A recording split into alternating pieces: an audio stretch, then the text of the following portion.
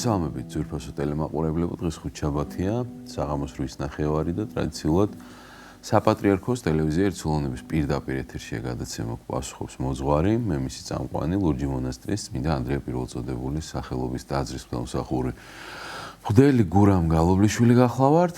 თქვენ შეგიძლიათ დაგვირეკოთ ნომერზე 2301515 და ასევე საპატრიარქოს ტელევიზია ერთსულოვნების ოფიციალურ Facebook გვერდზე მოგწეროთ თქვენთვის სასურველი და საინტერესო კითხვები, რომელზეც დღევანდელი ჩვენი სტუმარი გიპასუხებთ და რომელიც გახლავთ დიდი ღომში მდებარე წმინდა 100.000 მოწამის სახელობის ტაძრის წინამძღვარი დეკანოზი ლუკა სუპატაშვილი. მოგესალმებით მამა ლუკა. მოგესალმებით, გაიხარეთ. მადლობას მოგესალმებით და გაგვაძლიეროს. მობრძანებისთვის გაიხარეთ მამა.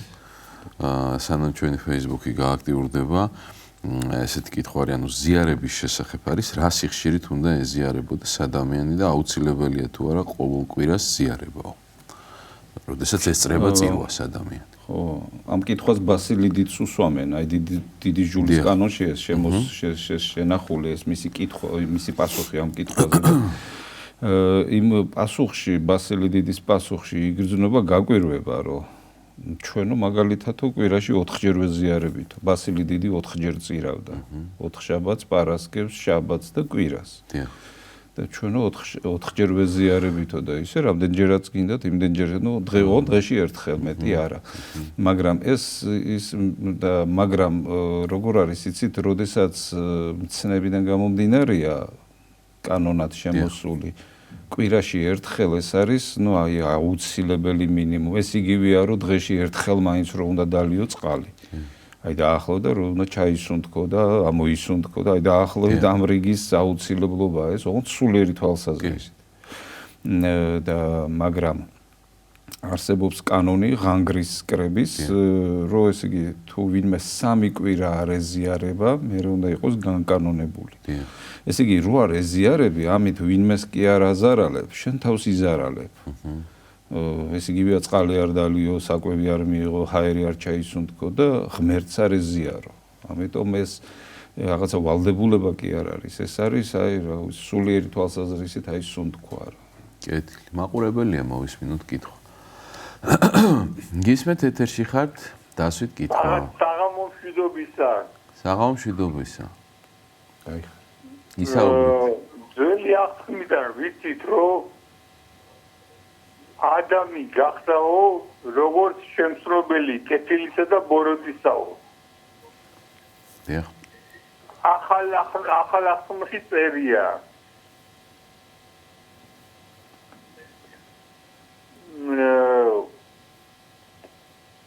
უარყავ თავი თვისიო, უარყავ თავი თვისიო.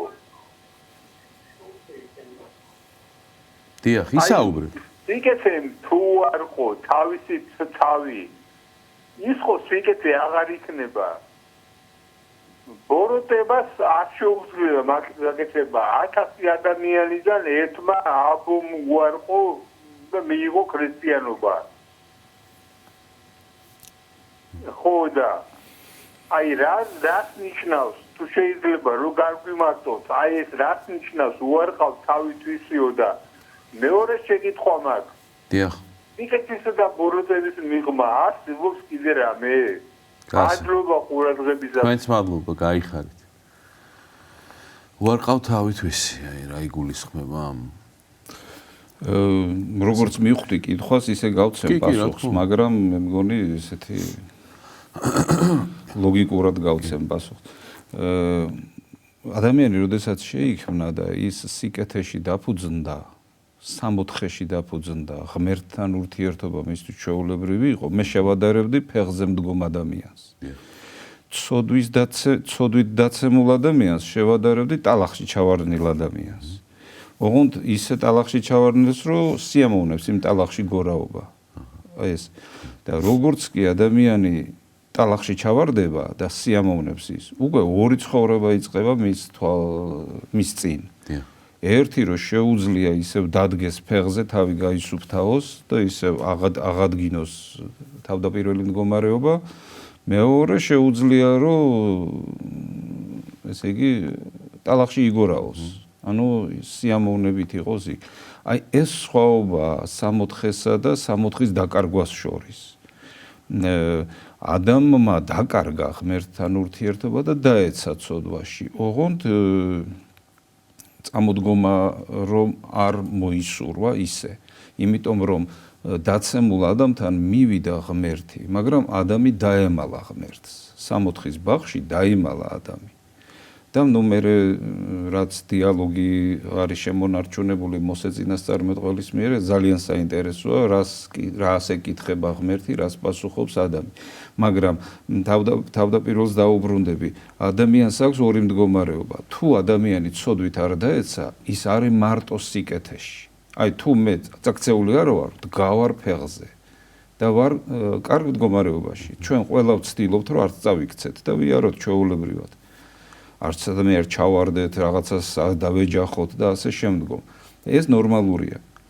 მაგრამ თუ ჩვენ მოვისურვებთ, რომ ტალახში ვიგორაოთ, უკვე ორი მდგომარეობა გვაქვს. ვიცით, რომ ეს არ არის ნორმალური ტალახში მდგომარეობა და უნდა დაუბრუნდეთ თავდაპირველ მდგომარეობას. აი ტალახში მყოფი ადამიანისთვის უკვე თუ მე ტალახი მიყვარს, მე აღვიქვამ, რომ ვიღაცა მაძალებს, რომ მე ფეხზე დავდგე. თუ ტალახი მიყვარს. მაგრამ თუ ტალახს მოვიშორებ და თუ უარყოფ საკუთარ თავს, ანუ საკუთარ სურვილებს, საკუთარ ქვენაგრძნობებს, საკუთარ აი მიდრეკილებას ტალახისადმი, თუ ამას უარყოფ, აი მაშინ მე უკვე წამოვდგები ფეხზე და ქრისტე ამასკენ მოგვიწოდებს, რომ უარყოთ თავითვისი, ავიღოთ ჯვარითვისი და შეუდგეთ ღმერთს. იმიტომ რომ საკუთარი თავის უარყოფა ეს არის ყველაზე უფრო ძნელი. გაცილებით ადვილია აგინო მთელს გარემოცვას, ვიდრე შეავიწროვო შენი თავი. ამიტომ ადამიანი უფრო იმას არჩევს. კი ბატონო. და სანამ მეორე კითხვა რაც დაგვიტოვა, იმას ვიტყოდეთ, მაყურებელია და შემოვიყვანთ ეთერში. გისმენთ დასვით კითხვა. გამარჯობათ. გამარჯობა. მაგ ორი შეკითხვა. დიახ. მოკლედ ერთი ეხება ბზობას, მეორე ნასაზრდობას. მაინტერესებს ესეთი რამ, ბზობას ჩვენებურად ასე ვთქვათ, თორემ იერუსალიმში დიდები შესვლა არის ბზობას რა დღესასწაული ემთხვეოდა ებრაელების დღესასწაულს.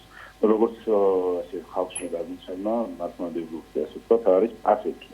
მაგრამ ასეთი სახარებაში ვცდილობ, არასდროს დღეს ემთხვევა. იქნებ გამარკვიოთ რა ის არის. და მეორე შეკითხვა რა შემდგომარეობს ნათლობის, რომ ეს არის განცხადება სამების. შეკითხვის არცი რაშია, იცით, ადამს ხომ ქონდა ღმერთთან შეხება 64-ში, ედენის ბაღში. მას ინფორმაცია ხო ქონდა თავისთავად შეიძლება მევცდები, მაგრამ ვფიქრობ სამების შესახებ და ამას გადაცემდა თავისუფლებას. და ძველ აღთქმაში ეს მინიშნებული არის უბრალოდ მინიშნებით, რომ თუნდაც შესაქმის დასაწყისიდაც როგორც არის, რომ ღმერთებმა თარგმანში ესეა, შექმნა ცა და დედამიწა და ასე შემდეგ. ბევრი ასეთი მსგავსი. მოკლედ შეკითხვის ეს აზრი მაინტერესებს, რატომ არ მოხდა ნათლისღების პერიოდამდე ესე აშკარად განცხადება ძველ აღთქმაში. მადლობთ. მადლობა. როგორც ბრძანა, ცოდნა იყო მანამდეც. მანამდეც იყო ცოდნა. ცოდნა წინასწარმეტყველებს ჰქონდათ მოცემული, მოსეს ჰქონდა ეს ცოდნა შემონახული. მაგრამ განცხადებაა ეს, ანუ როდესაც ღმერთი იწყებს მოქმედებას ხილულად. არა ვთქვათ წინასწარმეტყველთა საშუალებით, არა წიგნის საშუალებით, არა ქადაგებლის საშუალებით, არა უხილავი მადლის საშუალებით, არამედ განცხადებულად. და განცხადება ამიტომ ქვია, რომ სულიწმინდა გამოჩნდა მტრედის სახით, მამა ღმერთის ხმა გაისმა და ძე ღმერთი ასე ვთქვათ იშვა. და ადამიანთათვის ხილული გახდა. და მე რა თქმა უნდა, საპასექო სუფრაც ეს იყო, რომ იერუსალიმში სწორედ ამ დღეებში იკრიბებოდნენ, ესე იგი, დღესასწაულისათვის და ეს დღესასწაული ერთკვირიანი იყო. ეს არ იყო ერთდღიანი, ორდღიანი და ასე. არამედ ეს იყო რაღაცა ისტორიების გახსენება. ეს საინტერესო ტრადიციებია თვითონ და სხვათა შორის ქართველებს, აი ქართული სუფრა ძალიან გავს საპასექო სუფრას.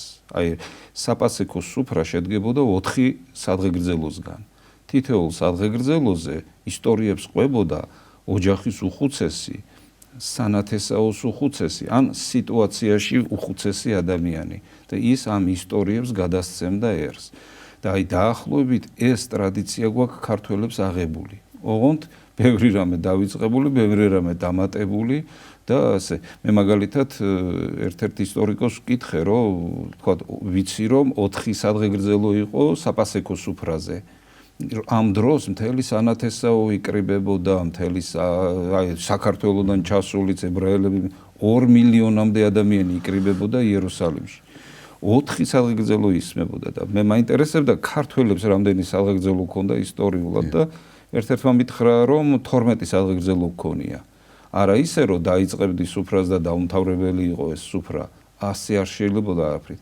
ერთ-ერთი სადღეგრძელო მათ შორის ქართველთათვის იყო მტრების სადღეგრძელო. მათ ესე იგი მტერი რომ მოყარეთ გვიქციოს ღმერთმა, აი ამის სადღეგრძელო იყო. და ეს ძალიან საინტერესოა, იმიტომ რომ აი ამ საპასექო ტრადიციების კულტურული გაგრძელება საქართველოში იყო ისე როგორც რაც იერუსალიმში უნდა მოხდარიყო, ის გაგრძელდა საქართველოში რელიგიური თვალსაზრისით. მცხეთელმა ურიებმა, ძველი აღთქმის ხალხმა, აარონის შთამომავლებს გააგრძელეს ქრისტიანობა და გაგრძელდა ეს ქრისტიანობა საქართველოში.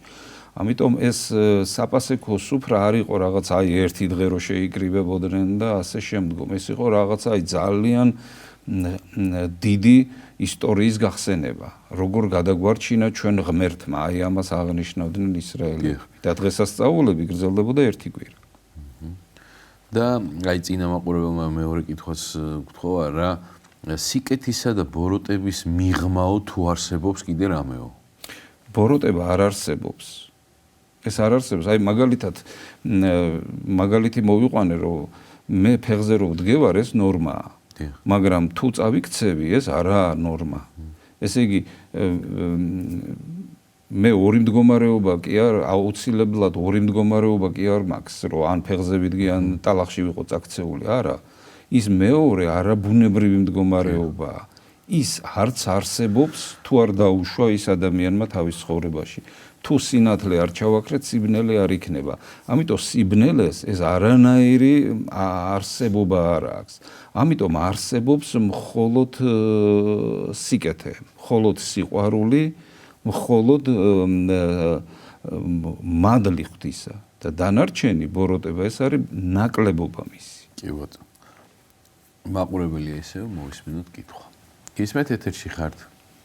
მოგესალმებით. საღამოშვიდეებს. მაინტერესებს ადამიანის გარდაცვალების პირველი დღიდანვე დიახ. ქრისტიანული წესით, მისი სულისათვის, მისმა პატრონმა, მისმა კეთილისურვებმა, როგორ უნდა მოიქცეს? მადლობა. კეთილი, მადლობა თქვენ. პირველ რიგში უნდა ილოცო. მაგრამ მე როგორც მოძღვარს გამომიცდია, ასე რომ მეკითხებიან, რომ ვილოცო, მეტი კიდე რა უნდა გავაკეთო, მეკითხებიან. კიდე რა, აი, კეთილი საქმეები უნდა გავაკეთო ეუბნებით. მაგრამ ხშირ შემთხვევაში ლოცვაზე უფრო დიდი საქმე კეთილი საქმეები მიაჩნიათ. მაგრამ ლოცვაზე დიდი საქმე უბრალოდ არ არსებობს. იმიტომ რომ ლოცვა ეს არის საუბარი ღმერთთან. ერთი ერთზე თხოვ ღმერთს რაღაცას. და თუ შენ რწმენა გაქვს და თუ შენ პატიოსანი ადამიანი ხარ, შენს ლოცვას ღმერთი ისმენს. და უბრალოდ რა არსებობს ამაზე უფრო დიდი, ლოცვაზე უფრო დიდი. შენ ღმერთს მიმართავ თხოვნით და ღმერთი იწყებს მოქმედებას. აი უბრალოდ ღმერთი რომ მოქმედებას იწყებს, შენ უნდა გაჩერდე. მაგალითად ნერგს რო დარგავ, შენ უნდა გაჩერდე. და იმას მე ღმერთი ზრდის. ღვთიური კანონებით იზრდება ის ყოველი. შენ უბრალოდ პერიოდულად რაღაცა ყურადღება უნდა მიაქციო. მაგალითად ვაშლის ხეს. აი დაახლოებით ესია. თუ შენ ღმერთს მიმართავ ლოცვით, ღმერთი იწყებს მოქმედებას. შენ ცხოვრებაშიც ვისთვისაც ითხოვ შემწეობას, იმის ცხოვრებაშიც იწყებს ღმერთი მოქმედებას და ეს ძალიან დიდი რამეა. ამიტომ ჩვენ ჩვენ ლოცვა უნდა აღვადგინოთ და ზუსტად უნდა ვიცოდეთ რა არის ლოცვა. გარდაცვლილისთვის ამაზე დიდი ბედნიერება, რო წარმოვიდგინოთ, არ არის გარდა იმისა, რომ შენ გყავდეს მორწმუნე ჭირისუფალი. პავლე მოციქული ამბობს, იგლოვეთ, მაგრამ არ იგლოვოთ როგორც წარმართები გლოვობენ, რომელთაც არაფრის იმედი არ აქვთ. მე უიმედოთ არა ვარ, მე რაღაცა კაფსულაში ჩასმული არა ვარ, რაღაცა დედამიწაზე დაჭედებული ადამიანი არა ვარ. მე ვარ ღმერთისგან დაბადებული. და როგორც ერთი წმინდანი ამბობს, ნამდვილი ცხოვრება მერე იწყება. ამ ქვეყანაში რო გავალ, ნამდვილი ცხოვრება იწყება მერე. ასე რომ უმეტეს შემთხვევაში ახლა ჩვენს ერში რაცაა დამკვიდრებული, იმას ვამბობ, რომ რასაც შევეხებ, რასაც ვეხები. უმეტეს შემთხვევაში ჩვენ გარდაცვლილ ადამიანს გარდაცვლილს არ ვეძახით, მკვდარს ვეძახით და გვეცოდება ის. გვეცოდება. არადა ნამდვილი ცხოვრება იწყება გარდაცვალების შემდგომ. აი ნამდვილი ცხოვრება. ჩვენი მრწამსი ესე მთავრდება მოველიათ აღდგომას მკვდრეთით და ცხოვრებას მომავალ საუკუნეში.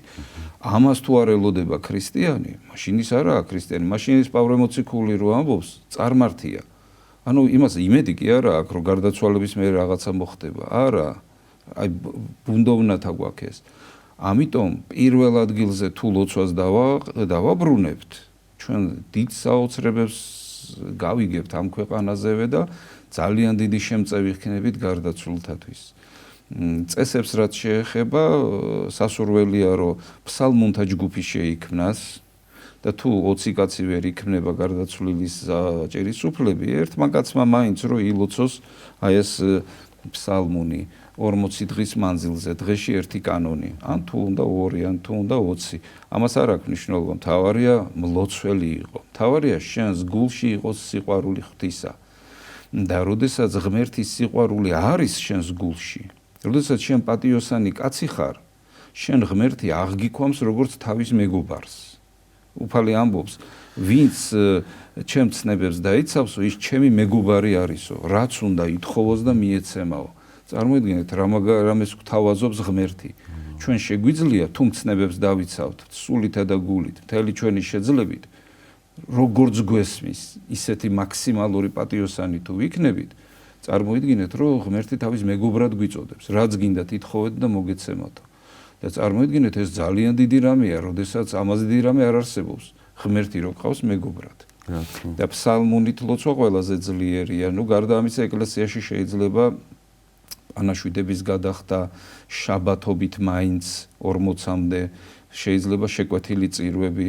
ჩვენს წინაპარს ტრადიციაში ქონდა აი მაკარი ანტიოქიელ პატრიარქს აქვს ესეთი ცნობა შემონახული, რომ ქართველებიო 40-მდეო 7 წირვა ლოცვას ატარებენო გარდაცვლილთათვისო და ისეთი წესები აქვს ქართველებს ღვთისადიდებელი, რომ აი ფაქტია ეს თუნდაც მე-17 საუკუნეში ჩვენ გვიჭირს ქართველებს, მაგრამ ანტიოქიის პატრიარქი მაკარი ჩამოსულია დასავლეთ საქართველოში და აგროვებს შემოწირულობებს, რომ ანტიოქიის ეკლესიას, რომელსაც უკვე გაუჭირდა, რომ იმათ შევეწიოთ. 3 წელი იყო დასავლეთ საქართველოში და ესე იგი, ასე ვთქვათ, იმ შემოწირულობამ, იმ შემთხვევაში დიდი სიკეთე გაუკეთა ანტიოქიის ეკლესიას, რომელმაც თავის დროზე ჩვენ დიდი სიკეთე მოგვცა, რომ ავტოკეფალია ანტიოქიის ეკლესიისგან გვაქვს მიღებული.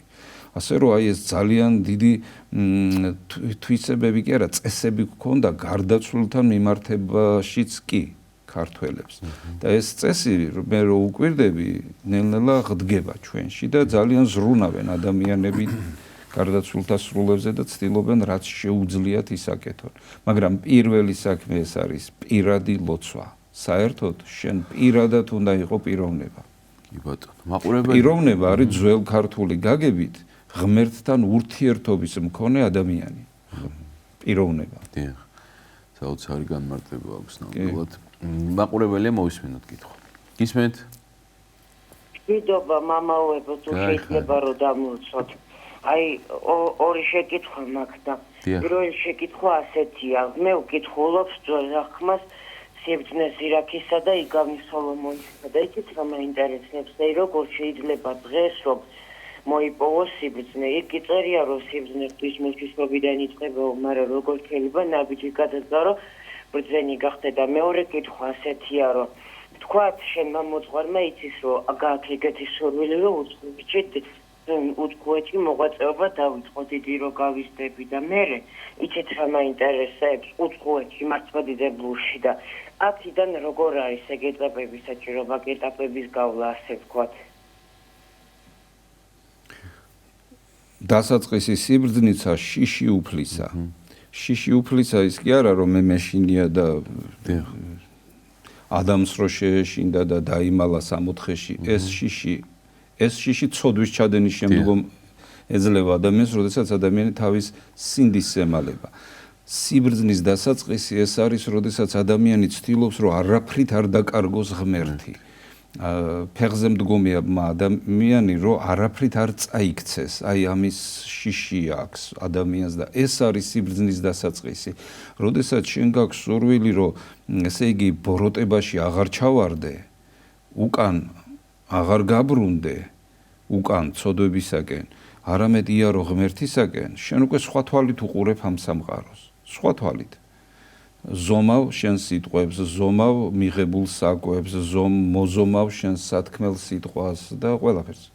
ანუ უკვე ეს არის სიბრძნე, როდესაც ადამიანი იწყებს ზომვას თავისი ქმედებისას და რა თქმა უნდა, არა თავისი აზრით, არამედ სახთო უკვე ესე იგი ადამიანი რომდესაც ამ კითხვას დასვამს რომ მე ღმერთს არაფრით არ უნდა მოვშორდე უსინდისო არაფრით არ უნდა გავხდე მე ბუნებრივად ესმება კი უსვამს თავის თავს კითხვას აბა როგორ უნდა მოვიქცე აბა ღმერთი რას მირჩევს და აი მე უკვე ბიბლია მე აი ეხლა როგორც ქალბატონო ბრძანა ეს არის სამოძღვრო წიგნები ესე იგი ბიბლიაში არის წინასწარმეტყველებითიც ისტორიული და მათ შორის სამოძღვრო ესე იგი წიგნები სიბრძნე ზირაქისა სიბრძნე სოლომონისა ეს ისეთი რამეა რომ აი მთელი ესე იგი კაცობრიობის დანაგროვები ცოდნა გამზადებულად გეძლევა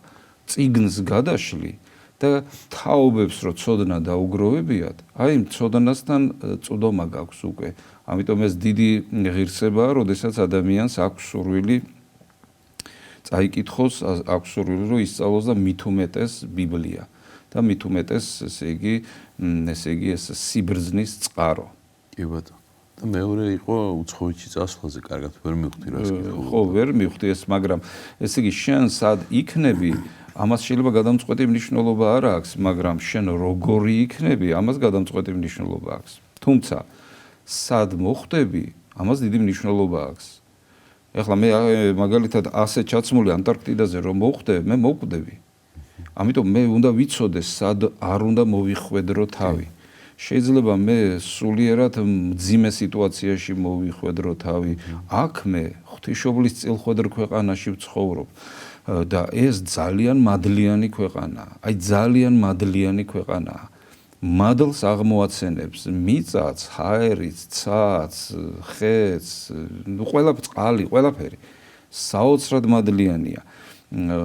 მაგრამ შეიძლება რომ რა თქმა უნდა გახვიდე დროებით ეს შენი გადასაწყვეტია იქ სწავლა, შრომა, ახლა აი თქვათ ჩვენი ემიგრანტები როგორ ესე იგი ბურჯად უდგანან ხო ჩვენს ერს რომ აი 4 მილიარდი დაახლოებით ყოველწლიურად არის ეს საჩუქარი მათგან ჩვენს ერის ცხოვრებაში და ერი რო ღირსეულად გრძნობს თავს ეს მათი დიდი დამსახურებაც არის ასე რომ ნუ გააჩნია რისთვის მიდიხარ სად მიდიხარ კითხვა ზუსტად მეც ვერ გავიგე მაგრამ ნუ ზოგადად რო ვთქვათ აი ასეა კი ბატონო რა ძალა აქვს ლოცვასო ну ზოგადად კი ლოცვას ის ძალა აქვს რაც ღმერთს აქვს იმიტომ რომ შენ და ღმერთი ერთი ხდებით როდესაც შენ იწყებ ლოცვას შენ და ღმერთი ერთი ხდებით ესე იგი ლოცვის დასაწყისი ეს უცებ ვიტყვი რომ ესე იგი წმინდა მამებისგან არის ეს სწავლება რომ ლოცვა არის 3 სტადიის პირველი სტადია შენ რომ ლოცვებს დაიწყებ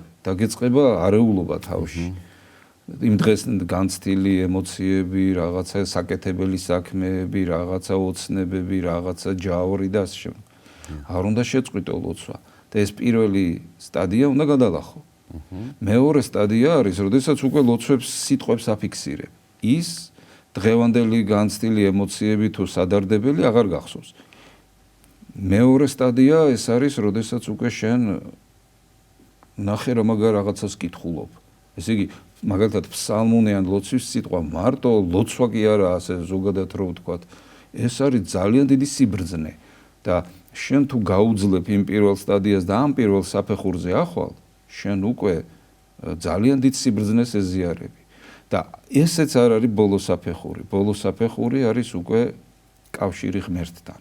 და თუ შენ ლოცვის დასაწყისში გაწუხებს რაღაცა ამქვეყნიური აზრები, ან ემოციები, ან ვნებები და ასე შემდგომ, ლოცვის ბოლოს შენ უკვე ღმერთშემოსილი მადლის მფლობელი ადამიანი ხდები. და როგორც ერთი წმინდანი ამბობს, ღვთისმეტყველი ხდები. ესე იგი, ღმერთის მოქმედებების ლოგიკას ხვდები, იმ წმინდა წერილში ჩადებულ აზრს ხვდები და საერთოდ იხარებს ღმერთის მეძიებელი ადამიანის გული. ანუ შენი გული გაიხარებს. და ლოცვის დასაწყისში შეიძლება დამძიმებული იყოს შენი გული. მე მქონია მაგალითად დილაობით ასეთი მდგომარეობა, დამიძინია საღამოს, თითქოს ნორმალურად დილას გამიღვიძია ტონატვირთით. გულს არაფრის არ უხარია, გონება არაფერი არ უნდა და ასე შემდგომ. და ფიქრობ ჩემთვის, რა უშველის ახლა ამ ჩემს ჩამორჩენილ გულს, ჩამორჩენილ გონებას, რომელიც რაღაცა ჩამქრალი სანთელივითაა. დამიწყია ლოცვა და მე ხედავ, როგორ ცოცხლდება ჩემი გულიც პირველ რიგში, მერე გონებაც, მერე მთელი სხეულიც და ჩაირთვება ადამიანი რაღაცნაირად. ლოცვის ჩამნაცვლებელი არაფერი არ არის. ლოცვას ვერაფერი ვერ ჩაგვინაცვლებს. და თუ რამე ვიტყვით, რომ რა არის ყველაზე მთავარი ადამიანისთვის ამ ქვეყანაზე, თუ ვიტყვით, აი ერთადერთი რამე თუ რამე არის, რა არის ყველაზე მთავარი, ეს არის ლოცვა. იმიტომ რომ ლოცვა ეს არ არის ტექსტის კითხვა. ლოცვა ეს არის ღმერთთან ურთიერთობა. ამას უბრალოდ ვერაფერი ვერ ჩაგვინაცვლებს და ვისთანაც აქვს ურთიერთობა, მას ემსგავსება, როგორც ვიცით. აი მაგალითად მეგობართან რომ მიდიხარ თუ გული დამძიმებული გაქვს, თქვათ მასთან შეიძლება გაატარო 9 საათი, 1 საათი, რაღაცა მოუყვერაც, რაღაცა მოგიყვეს, შეიძლება რაღაცა ჭამოთ, დალიოთ ზომიერად და მერე გული გიმსუბუქდება. და ეხლა წარმოიდგინე ღმერთთან რო იწყებ ურთიერთობას, ეს რა უნდა იყოს? ეს უბრალოდ ყველას უსურვებ, რომ ეს კონდეს. და ვისაც არ აქვს, როგორც გურანდო ჩანაშვილი ამბობს, ერთ მოთხრობაში მოსალოცად ქონია საქმე, იმიტომ რომ ეს დიდი ბედნიერება წინაა. იბათ მაყურებელია ისევ. გისმენთ ეთერში ხართ? ისაუბრეთ. გამოვიცეთ მამაო, ასე მე-10 კლასელი მოსწავლე ვარ და ასეთი კითხვა მაქვს თქვენთან, რომ აი ამდენი სამსადინო მაქვს მამაო და ლოცვას მინდა რომ მოვასწრო ის დილის ლოცვა, წუხრის ლოცვა, სარამუნები და ის მეცადინეობაც მინდა რომ მოვასწრო და ხშირად ან ერთს ვერ ვასწრებ, ან მეოთხეს, ან საერთოდ დილსაც ვერ ვასწრებ ხოლმე მამაო. აი რამე რომ მირჩიოთ აქედან რა გამოსავალი შეიძლება მოუნახო ან რაიმე და ამის მიხედვით რომ შეიძლება ცხოვრება გავაგრძელო. მადლობა. აი. შენ თვითონ უნდა დაფიქრდე, საერთოდ ცხოვრებაში რეცეპტს ვერავინ ვერ გამოგიწერს. რეცეპტს ვერავინ, შენ თვითონ უნდა მიხვდე რა უნდა გააკეთო. მე ერთს ურჩევ, რომ ესე იგი ღირებულებები უნდა დაალაგო. თუ ადამიანი პირველ ადგილზე დააყენებს, თქვათ, ინსტიტუტში მოხვედრას, მაგალითად მე მოუნათლავი ვიყავი მაშინ, როდესაც სკოლა დავამთავრე, მის ასაკში მე ვიყავი მოუნათლავი. ნუ ჩემ დროს 11 კლასი იყო. მე 11 კლასი დავამთავრე, მე ვიყავი მოუნათლავი. და განწყობა ესეთი მქონდა, რომ ტექნიკურ უნივერსიტეტში ვაფარებდი. რო არ ჩავაბარო, მოვკვდები მეთქი. ნუ ჩავაბარე და ნუ არაფერი. დიდად ახმოვანებული ვიყავი მეთქი ვერ ვიტყვი. იმიტომ რომ ხედავდი, რომ ეს მქონდა მე დროებითი მიზანი და ამ ქვეყნიური მიზნები უნდა გქონდეს.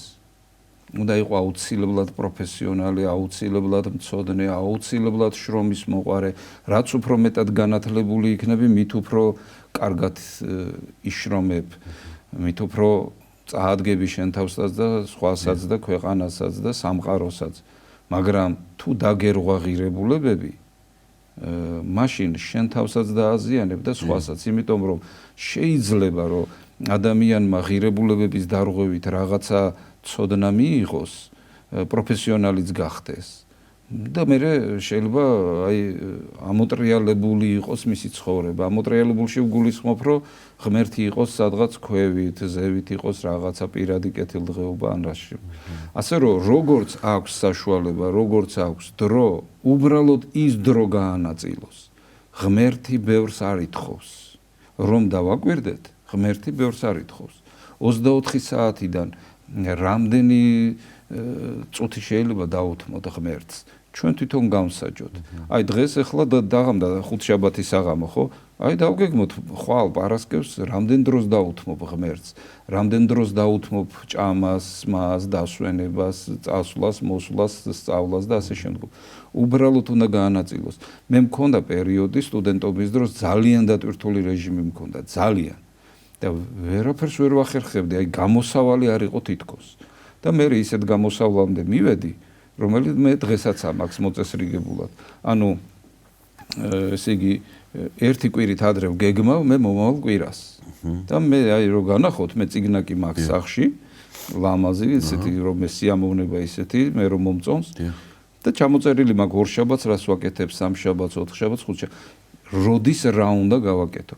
როდის რა უნდა გააკეთო, რომ განაწილებული პროტოკოლი მთავრობის ენით რო ვთქვა, ტიპიკონი მონასტრული ენით რო ვთქვა, დღის რეჟიმი თუ განაწილებული ბიზნესის ენით რო ვთქვა, შენ აუცილებლად წარმატებას მიაღწევ. და ესე იგი პრობლემის წინაშე არ დგას ეს ადამიანი. ესე იგი უბრალოდ გამოსავალი უნდა მოძებნოს იქედან. გამოსავალი. საერთოდ ბარემ ფსიქოლოგების აზრსაც ვიტყვი, რომ პრობლემა რო წარმოგვეშობა რაღაცა პრობლემა, ის ჩვენ ან დაგვანგრევს, ან რაღაცა გაგვაძლიერებს. მაგრამ ამ შემთხვევაში ცოტა თითქოს შეშინებულია, რომ ვერ ხედავს გამოსავალს. მე ურჩევ, რომ არ დაანგრევინოს პრობლემას თავი. მონახოს გამოსავალი. მე მოვნახე ეს გამოსავალი. მე საშინლად დატვირთული რეჟიმი მქონდა, ну რამდენიმე აი დაახლოებით 5-6 წლის მანძილზე საშინელი რეჟიმი. მიშველა ერთადერთმა რამემ, როდესაც მე ერთი კვირით ადრე ვგეგმავდი ყველაფერს და ზუსტად ვიცოდი, დღეს თუ არის ორშაბათი, მე ვიცოდი ზუსტად პარასკევს დილის 10 საათზე რა უნდა მეკეთებინა და ამან მიშველა. მიშველა როგორ? ჯერ გავანაწილე საქმე, მაგრამ მე აღარ ვიყავი დაძაბული, იმიტომ რომ მე ვიცი, რომ აი იმ დროს გავაკეთებ იმას და სულ არ ვინერვიულებ რაღაცეებს. კი ბატონო. რისთვის არის საჭირო მარხვაო? მარხვა არის პირველ რიგში რომ ადამიანმა განევითაროს თავშეკავების უნარი. თუ ადამიანი არ იმარხულებს, მას მოაკლება ყველაზე ადამიანური თვისება, მარხვა, ესა თავშეკავება. და ერთი ფილოსოფოსი ამბობს, რომ ну ეხლა ეს ღვთისმეტყველი ფილოსოფოსი არ არის. ეს არის როგორ თქვა, ну ფილოსოფოსი, რომელიც ამბობს, რომ ყველაზე ადამიანოთ თვისებათო მიმაჩნიაო ადამიანშიო მისი თავშეკავების უნარიო. აი ხა წარმოვიდგინოთ, პავლე მოციქული ერთ ადგილას რომაელთა მიმართ ეპისტოლეში ამბობს, რომ ბოლო ჟამსო ადამიანებს მომრავლებიანო, ну ბევრი მანკიერი ცოდვების მატარებლებიო და ერთ-ერთ ცოდვად დასახელებული აქვს სილაღე. და მე ეს არ მეგონა, რომ ეს ასეთი პრობლემა იყო. ну აი სილაღე რა არის? რა აი გალაღებული ხარ რა, ну შენთვის მთავარი არის, რომ შენ თავს კარგად გრძნობდე და სიამოვნებაში ცხოვრობდე. და არაფერზე თავს არ იკავებ. აი ეს არის ძალიან მძიმე ცოდვა. ეს არის აი ჯოჯოხეთისკენ მიმავალი გზა. იმიტომ რომ ამ დროს ადამიანს ტვინი ეთიშება. გული უბინძურდება, ნებისყოფა პარალიზებული ხდება. ამიტომ მარხვა ყველაფერს ამას თავს უყრის. მარხვის დროს აი ყველა ადამიანმა იცის რის გამო უნდა შეიკავოს თავი. აი მე მაგალითად ვიცი ეხლა რა ცუდი თვისებები მაქვს და რა სად უნდა მქონდეს მუხრუჭი. რაღაცა ადრე მქონდა, რომლის მიმართაც უკვე აღარ მაგ მუხრუჭი, იმიტომ რომ აღარ მაწუხებს და ვერც მომიახლოვდება. უფრო მანამდე კიდე სხვა იყო. ასეა, შენ მარხვა ნელ-ნელა შენ საკუთარ თავზე ესე იგი უფლებას მოგაპოვებინებს, თავისუფალს გაგხდის და ესე იგი დინება არ წაგიღებს. ამიტომ მარხვა ეს ყველაზე მთავარია. უფალი ბრძანებს მხოლოდ ლოცვითა და მარხვით განიდევნება ბოროტება ადამიანისაგან. ბოროტება. და ამ როცა სიტყვა ბოროტებას ვახსენებთ ზოგადად ახლა ჩვენ ქრისტიანები უმეტესად გვახსენდება ბოროტის სული. მაგალითად რატომ გააკეთე მაგალითად ახსარებას უღებულობ მაგალითად და ვეკითხები რატო გააკეთე ახლა ეს რატო ხო იცი რა უნდა გააკეთე აი ეშმაკმა იმას მიქნა რა სხვა გზა არ დამიტოვა და ეშმაკს არ უნდა დააბრალო აი ერთ-ერთი წმინდანი ამბობს რომ ცოდვა ბასილი დიდი ამბობს ეკითხებიან ბასილი დიდს რომ ცოდვის სათავე რა არის ეშმაკია ბასილი დიდი ამბობს არა მე მეგონა იმ დროს როცა წავიკითხე რომ ცოდვის სათავე ეშმაკია და ბასილი დიდი ამბობს არაო ცოდვის სათავე ადამიანის ცუდი თვისებები არისო თუ ადამიანს წარმოვიდგენთ და ცუდი თვისებები არ ექნება მას ვერც ბოროტი ძალა შეაცდენს და ვერც ვერაფერი ვერ შეაცდენსო როგორც უფალი ბრძანებსო გულიდან გამოვლენ სიძვანი პარვანი კაცისყლანი ამპარტავნებანი ამიტომ ამბობს უფალი ესე იგი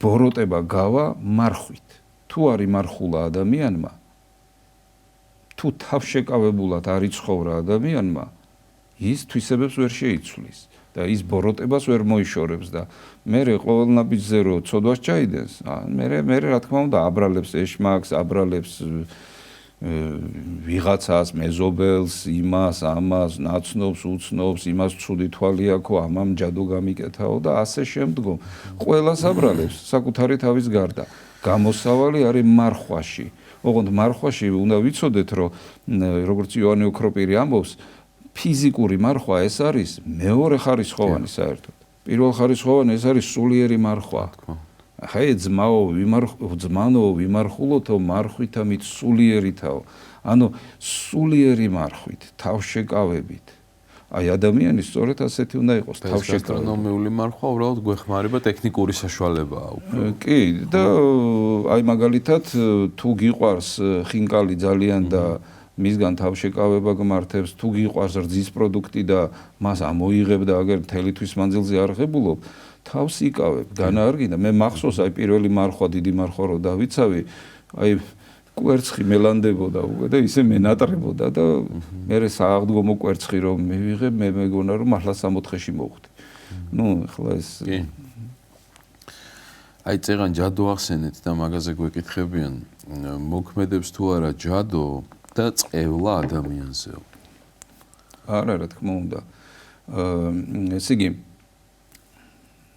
შენ უნდა ილოცო შენ უნდა იყო მადლით სავსე თუ არა და შენზე ჯადო და ვიღაცის წევლა და ვიღაცის გინება და ვიღაცის ცუდი შემოხედვა კი არა ცუდი ამინდი იმოქმედებს მე მახსოვს ჩემი ნათესავი თავის ქმარს დასცინოდა რომ ამის მოსაწონი ამინდი ხო ნახეთო დილას ვადგევა და აუ როგორ წვიმს აუ რა სიცხია აუ მოთოვა აუ ისია აუ ასია და წელიც მანძილზეო რამდენიმე დღე აქო თავისი მოსაწონია და ძირითადათო ასე ნეგატივით იღვიძებსო და ეს მართლაც ესია ესე იგი შენ როდესაც შიგნით არ ახარ რკინა გარედან მე ყველაფერი ზემოქმედებს შენზე ამიტომ უბრალოდ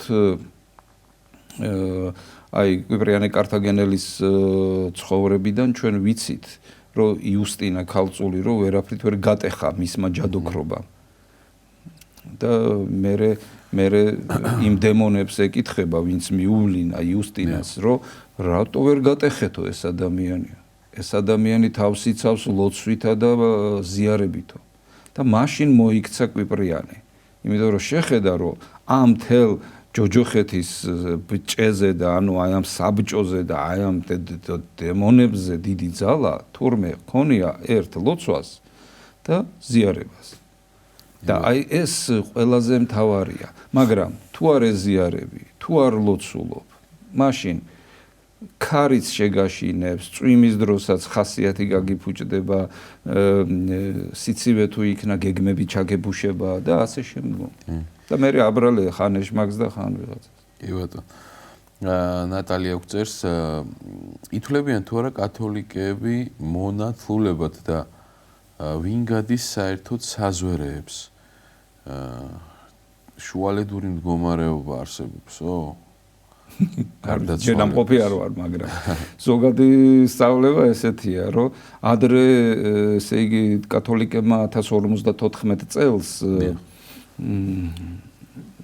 აი ესეთი პირდაპირ კონსტანტინოპოლის პატრიარქს ესეთი სიგელი დაუგდეს ტრაპეზზე ტაძარში, რომ ესე იგი განეშორებოდნენ აი ამ არასწორ სწავლებებს, რასაც მართლმადიდებლები ატარებდნენ და იმის მერე ისინი ცალკე მემართულებად ჩამოყალიბდნენ, თუმცა ეს პროცესი საუკუნეების მანძილზე მიმდინარეობდა. კულტურული, ფსიქოლოგიური, სულიერი გაყოფა. მაგრამ საქმე ის არის, რომ ესე იგი რაღაცა პერიოდამდე, არ ვიცი, რამდენიმე საუკუნით ადრე, ზუსტი თარიღი არ მახსოვს, კათოლიკები თუ ესე იგი მართლმადიდებლობაზე მოიქცეოდნენ, ხელახლა არ ნათლავდნენ, მირონს ცხებდნენ მხოლოდ. მაგრამ ეხლა თუ თქვათ კათოლიკე მოტრიალდება მართლმადიდებლობისაკენ, მთლიანად უნდა მოინათლოს. ჩვენ უბრალოდ მართლმადიდებლები სიღრმეებში აღარ მიდიან. ჩვენ საუკუნეების მანძილზე ძირითად ყურადღებას ვაქცევთ ჩვენ სწორ სვლას ღმერთისაკენ. ну აი ამიტომ ეხლა ეს უკვე სალექციო თემაა და ალბათ ძალიან დიდ საუბარს რომ ედი შერჭელიძე მისაუბრაო ამის შესახებ და მაგით თუ დავინტერესდიოდ რა სიტყვით. არა, ღრმა თემაა ძალიან და მე 2-3 წუთში ამას ვერაფერი ჩვენი ფორმატი არ გვაძლევს უბრალოდ ამის შესახებ. არა, სალექციო თემა, რომელიც დაახლოებით 40-51 საათს, 50 წუთს 1 საათს საჭირო. კი ბატონო. თან ისეთი სპეციალისტიდან, როგორიც არის ედი შერჭელიძე. დიახ. გოგა გვწერს ესეთ კითხვას. მაინტერესებს ქრისტე როცა უბრძალავდა, არ ეთქვათ საქვეყნოთ თუ რაც გაუკეთა. გულისხმობს განკურნებას და სასწაულებს. გამიგია რომ ჯვარცმა დასწრაფდებოდაო.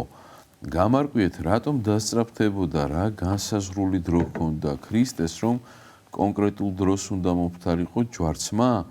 ხომ იგივე მოხდებოდა, რაც წინასწარმეტყველებებში იყო?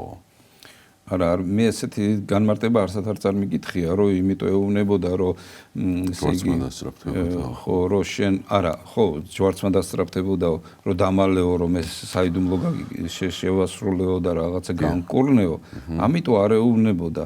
იმიტომ ეუბნებოდა, რომ შენ, როდეს, აი მაგალითად, ჩემს ცხოვრებაში რა სასწაულებიც მომხდარა, მე ახლა ის რომ მოვყვე, სხვა ამას ისე სიღრმეში ვერ გაიგებს, როგორც მე დამანახა ეს ღმერთმა.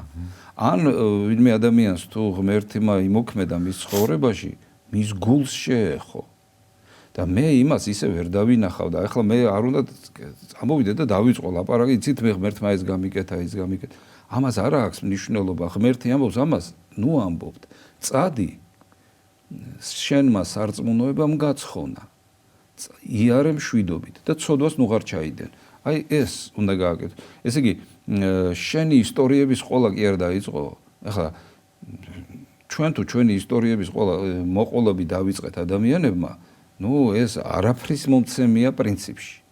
აი მაგალითად მე რა შემემთხვა 10 წლის წინ, ну რა საჭირო ახლა ამაზე ლაპარაკი. მაგრამ ქრისტე რას ქადაგებს, ქრისტე როგორ მოქმედებს, აი ამას უნდა მივაქციოთ ყურადღება. ამიტომ უფალი ჩემი აზრით ზუსტად ამას აკეთებს, რომ განვითარდით თქვენს შიგნით და არ ეცადოთ განვითარება თქვენი ენით და თქვენი ისტორიების ქადაგებით, ასე ვთქვათ. კეთილი ესეთ კითხვა ნინო გწერს. ადამიანი იპოვეს წყალში გარდაცვლილი. ძალადობის კვალი არ აღენიშნება, ექსპერტიზამ დააფიქსირა წყლით დახრჩობა და ჭარბი ალკოჰოლი. ხოლო ღმერთმა იცის რა მოხდა. თვითმხილველი არავინ არ არის. წესის აგება თუ შეიძლება, ხომ არის დასაშვები იქნებ ფეხი დაუცდა და ჩავარდა წყალში და ვეღარ ამოვიდაო. რა თქმა უნდა, ყველაფერი დასაშვებია. ამიტომ მაგას მაგალითად ჩვენი რანგის სასულიერო პირები ვერ განსაზღვრავენ. მე მაქვს ჩემი აზრი, მაგრამ წყვეტს მღვდელმთავარი. რომელიც იერარქიულად, ასე ვთქვათ, მექანიზმი ეს არის, რომ ის ესე იგი სულიერი წყობით მღვდელმთავარი უნდა იყოს ღმერთთან ერთად მცხოვრები ადამიანი. რომელსაც ესე იგი როგორ გითხრათ, ეს დიდი საიდუმლოა. საერთოდ სასულიერო პირობა არის ძალიან დიდი საიდუმლო. აი მაგალითად ანაფორა რომელიც გვაცვია, ეს არის ღვთიური საფარველი და ამ საფარველში ხარ დაცული ამ ქვეყნიური ბოროტებისაგან, რომ შენ სიმართლე დაინახო და სიმართლე იმოქმედო. ამიტომ გაქვს ღვთიური საფარველი და ნუ ახლა ეს ცოტა ზედმეტში გადავედი, მაგრამ მღვდელმთავრის გადასაწყვეტია ეს საკითხი. და ღმერთმა ყველაფერი იცის. მაგრამ ესეც უნდა ითქვას, რომ ჩვენი წესის აგებით ან არ აგებით არ წყდება ამ ადამიანის ბედი. მას ღმერთი განიკითხავს და ღმერთი წყვეტს ყოველივეს. კი ბატონო, ლანა გვწერს სულ შიშები მაქვს მომავლის, სულ ცუც ველოდები. დედა გარდამეცვალა, მოულოდნელად და ძალიან დაუცველად ვგრძნობ თავს. სულ მაქვს განცდა, რომ არაფერს აზრი არ აქვს სამყაროში და სულ გარდაცვალებაზე ვფიქრობ, როგორ მოვიქცე. წინ ვერ მივდივარ, მომავალს ვერ ვხედავ. დედის გარდაცვალების შემდეგ ყველაფერმა დაკარგა აზრიო. მე დედა გარდამეცვალა 13 წლის ასაკში. 4 წელი მანამდე იავად მყოფა. 9 წლის ბავშვი მე საბურთალოზე ვცხოვრობდით და მახსოვს ეს მე-9 საავადმყოფოში ვაკეში იწვა დედა. და რამდენჯერმე, ნუ აი არ ვიცი, 10ჯერ, 20ჯერ, ბევრჯერ 9 წლის ბავშვი მქონდა ავადმყოფ დედასთან საჭმელი. მე დღესაც მახსოვს საავადმყოფოს სუნი, წამლების სუნი, მე დღესაც რომ მოვხვდები საავადმყოფოებში, აი ეს მაკანკალებს შინაგანად, ახლა გარემულად არ ვიტყობ, მაგრამ შინაგანად აი ბავშვი ვხვდები, 9 წლის ბავშვი, რომელიც საშინელ მდგომარეობაშია, რომელიც შეესწრო უფროსების საუბარს, რომ დედას სავარაუდოდ ვერ გადაარჩენდნენ და ამან გული მომიკლა მე და ასეთ დედასთან მიგაკ, რომელიც უსაზღვროდ მიყვარს დღესაც, მიგაკ საჭმელი და ეს საშინელება იყო. მე ყველაფერი მახსოვს ის 32 ნომერი ავტობუსი, ის ხელჩანთა, ეს საშინელებაა. მე როგორ გითხრა, აი დიდი კომფორტია თუ თქვათ მაგალითად ჩემს მეგობრებს ვისაც დედები ცოცხალი ყავს ვეუბნები ხელები დაუკოცნეთ დედას ნუ აბრაზებთ. იმიტომ რომ დედა ეს არის რაღაცა საოცრება. დედა ძალიან დიდი ძალაა. მე მამა გარდამეცვალა ვიყავი 48 წლის, მაგრამ ბავშვივით მეშინოდა. მშობელი საერთოდ ეს არის განსაკუთრებული მდგომარეობა, რომელსაც მე შევადარებდი. ეხლა ჩვენ აქ ოთახში ვზივართ, მაგრამ ამ ოთახს აქვს ძლიერი საძირკველი, ძლიერი ჭერი და ძლიერი კედლები. მე უშიშრად ვზივარ ეხლა აქ. დედა და მამა რო ყავს, არაფერი არ გადარდეს, არაფრის არ გეშინია. მაგრამ როდესაც გავლენ ისინი, მე უკვე შენზე დიდი ტვირთი მოდის. ამიტომ იმ ფსიქოლოგების აზრს ვიტყვი, რომ პრობლემა როდესაც მოვა შენთან, იმან კი არ უნდა გაგტეხოს, უნდა გაგაძლიეროს. მეც დედა რო გარდამეცვალა, ეს იყო ძალიან მძიმე მდგომარეობა. 10 დეკემბერი, ღამის 5-ის ნახევარი, ღამე უკუნეთი, წვიმს და ცივა და ნესტიანი და ეგ ამინდი საშინლად მე მახსენდებს ხოლმე ყოველთვის იმას. და მე ესე იგი ჩემთან სახლში ეზოს მეგობრები, სკოლის მეგობრები სულ ვიკრიბებოდით, ხან იმათ ოჯახებში ვიკრიბებოდით და საერთი სიხარული გქონდა და უცებ ესეთი რაღაცა რო შემემთხვა ჩემს გულში რაღაცა გული კი არა, ქვა ჩაიდო თითქოს, გაქვავდა ეს გული და კითხვა დავსვი, ეს რა ყოფილა მეთქი და მე ვერ ვპასუხობდი და ვერავინ ვერ მპასუხობდა რა არის ეს ქვეყანა და მე აი ამ საშინელმა მტკივილმა ღმერთამდე მიმიყვანა. თუ ღმერთი არ იპოვე, ვერანაირ ტკივილს ვერ გაუძლებ. ვერანაირს.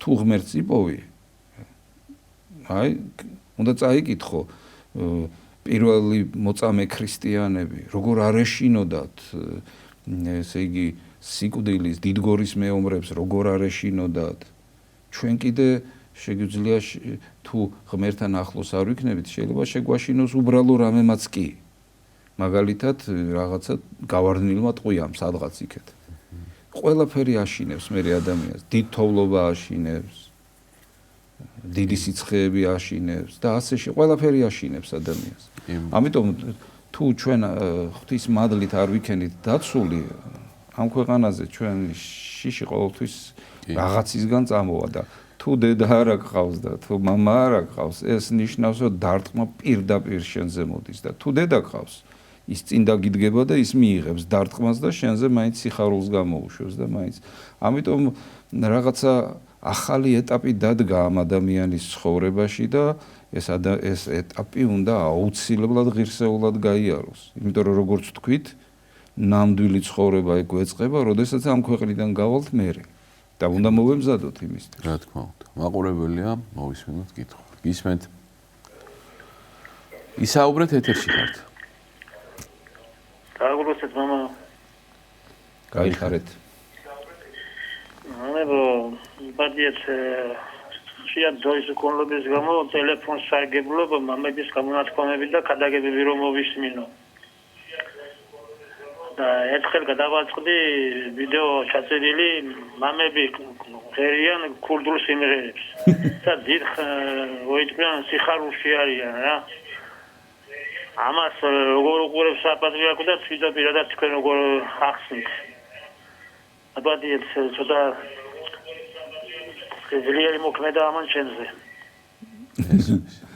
ხო არა თემატურია მისთვის საერთოდ ეს თემა ასე არის რომ როდესაც აი რაღაცა ეტაპზე გადადიხარ ცხოვრების რაღაცა ეტაპზე გადადიხარ აი მაგალითად მანამდე გოგონას კითხვა იყო რომ დედა გარდაეცვალა და რა ვქნა აი გახარ შუა მინდორში და გიბერავს ქარი ყინვა დაწვიმს გათოვს რა უნდა ქნა ახალ ეტაპზე გადახვედი უნდა მოიფიქრო რა გააკეთო მე-10 კლასელმა დარეკა რომ ბევრი სასწაული მაქვს ლოცვაც მინდა ზიარებაც მინდა რა ვქნა ახალი ეტაპი დაგეწყო